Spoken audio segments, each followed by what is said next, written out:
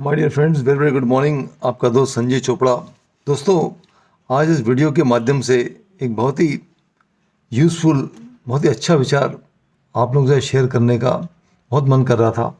पिछले मैं 3-4 दिन से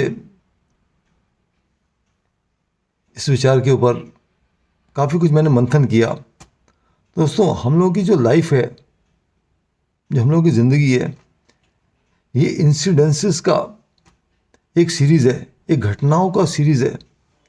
हम लोगों के साथ है ना, लाइफ में अच्छी घटनाएं भी होती हैं, कुछ ऐसी घटनाएं भी होती हैं जिनको हम याद नहीं करना चाहते, जिनको हम अपनी अपनी स्मृतियों में से, है ना, अपनी मेमोरीज़ में से बिल्कुल इरेज कर देना चाहते हैं, बिल्कुल डिलीट कर देना चाहते हैं। तो ये हमारी जो लाइफ है, एक सीरीज़ ऑफ इंसिडेंसेस हैं। तो इसको मैं अगर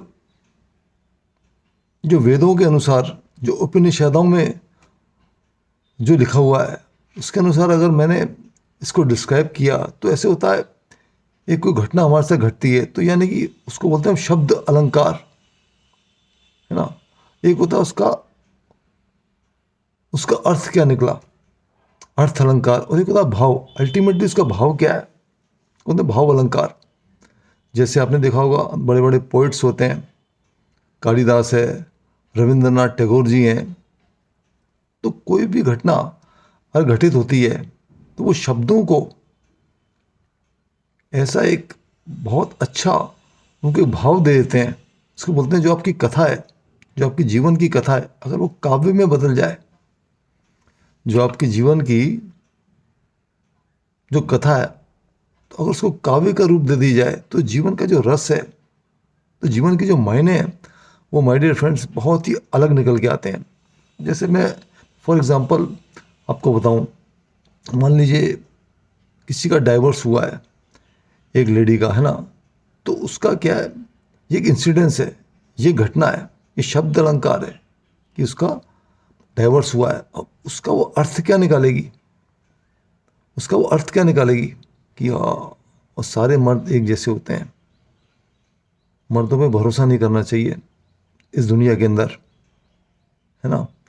तो ये उसका जो उसका मेंटल डायलॉग है, तो यही चलता रहेगा कि सारे मर्द एक जैसे हैं, है ना, सभी मर्द धोखा देते हैं। तो ये उसका क्या है, एक मेंटल डायलॉग उसका बन जाएगा। तो अगर वो इसी चीज़ को एक अच्छा भाव दे दे कि भाई देखिए, हम कितने सालों तक एक साथ रहे, कितने सालों तक हम एक, है ना, कोर्टशिप में रहे, 5 साल तक, 10 साल तक, उस अच्छी अच्छी मेमोरीज़ को अगर मैं रिजॉइस करूं, उस अच्छी मेमोरीज़ को अगर मैं अपने अपने साथ उसको रिजॉइस, है ना, करूं, उस मोमेंट्स को, उन क्षणों को अगर मैं इंजॉय करूं, तो मेरे भाव बिल्कुल ही अलग हो जाएंगे, एक बिल्कुल ही डिफरेंट हो जाएंगे। लेकिन हम लोग अक्सर क्या है, जो हमारी अच्छी स्मृतियाँ होती हैं, हमारी जो अच्छी मेमोरीज होती हैं, मान लीजिए हम कहीं घूमने गए, है ना, किसी हिल स्टेशन में गए, कोई बहुत अच्छी, है ना, लोकेशन में गए, तो अच्छी अच्छी फ़ोटोज़ हम लोग अपनी मोबाइल में लेते हैं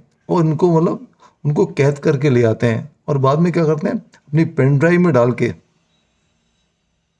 अपनी पेन ड्राइव में डाल के उसको टीवी में लगा के देखते हैं, अच्छी अच्छी जो मेमोरीज होती हैं। लेकिन जो जो गलत मेमोरीज हैं, जो किसी ने मेरे साथ कुछ दुर्व्यवहार किया, जैसे अभी मैंने बताया डाइवोर्स हुआ, है ना, तो वो उन मेमोरीज को क्या है, हम अपने दिल में रखते हैं, उन यादों को हम अपने दिल में रखते हैं, जबकि निकालना इन यादों को चाहिए। मेरे भाई ने मेरे से कुछ कह दिया, या मेरे फादर के साथ मेरी कोई अनबन हो गई, तो ये जो गलत फहमियों का ये जो गुबार है, जो बैलून है, इसको हम हमेशा अपने दिल में बसा के हमेशा इसके साथ चलते हैं, और अच्छी मेमोरीज को हम सिर्फ अपनी पेन ड्राइव में स्टोर कर देते हैं। तो ऐसा नहीं होना चाहिए माय डियर फ्रेंड्स। कोई ऐसी घटना अगर हमारे साथ घटित हुई है ना, तो उसका उसका अर्थ अलग, उसका अर्थ अलग मत निकालिए, उसको एक मीठे भाव के रूप में लीजिए। मान लीजिए किसी की नौकरी चली गई, या किसी को, है ना, जॉब से निकाल दिया, तो उस व्यक्ति के, उस लड़के के दिमाग में क्या आएगा कि लाइफ बहुत अनप्रडिक्टेबल है ना, लाइफ हमेशा कुछ ना कुछ मांगती है, हमेशा शक करती है, मेरे बॉस ने मेरे को है ना डांट दिया या मेरे को है ना समझने की कोशिश नहीं की, तो अल्टीमेटली क्या है, जो मेरा शब्द अलंकार था और जो मेरा अर्थ मैंने मैंने उस चीज़ का निकाला, है ना, तो काश अगर मैं उसको एक भाव दे देता कि हो सकता है कि मेरी भी गलती हो सकती है ना, मेरा जो काम करने का तरीका है मैं अपने बॉस को अच्छी तरह समझा नहीं पाया, जो मेरा परसेप्शन है वो मेरे मेरे बॉस ने नहीं समझा, तो कोई बात नहीं, अगर मेरी जॉब चलेगी तो one door closes the other door opens. एक दरवाज़ा अगर बंद होगा तो दूसरा दरवाज़ा तो खुलेगा। ऐसा अगर आप भाव रखेंगे, है ना, यादों को लेके, गलत यादों को लेके, वो गलत इमोशंस को लेके आपने जीना नहीं है माय डियर फ्रेंड्स। ये आपके शरीर पे, आपकी आत्मा पे एक बहुत एक भारीपन रहेगा। वो कहते हैं ना, एक बहुत किसी अच्छे मशहूर शायर ने एक बात कही है कि बीती यादों का नक्शपा हूँ मैं, यानी जो मेरी बीती यादें हैं उनको मैं ढो के चल रहा हूँ। बीती यादों का नक्शपा हूँ मैं, आज भी मैं कल का सिलसिला हूँ मैं, आज भी मैं कल का सिलसिला हूँ मैं। सांस लेना भी एक इबादत है, इसलिए जी रहा हूँ मैं। जो मेरी सांस आ रही है मैं इसलिए जी रहा हूँ क्योंकि सांस लेना भी एक इबादत है, वरना जख्मों का सिलसिला हूँ मैं। कितने जख्म आदमी के अंदर भरे हुए हैं उन गलत यादों के रूप में, वरना जख्मों का सिलसिला हूँ मैं। तो दोस्तों, आप अगर अपनी कथा को काव्य में बदल सकें, इससे बेहतर और कोई चीज़ नहीं हो सकती है। उन इमोशंस को आप मत जियो जिन इमोशंस के साथ आप रह रहे हो, है ना। कोविड-19 आया, ये घटना थी, उससे क्या सबक लिया हमने, है ना।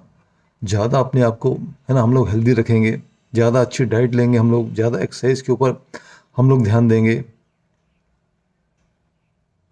तो ये सब चीज़ें हैं। आप अपनी अपनी कथा को एक काव्य में बदल दो, अपने प्रोज को आप पोइट्री में बदल दो। बस यही आज का मेरा विचार था।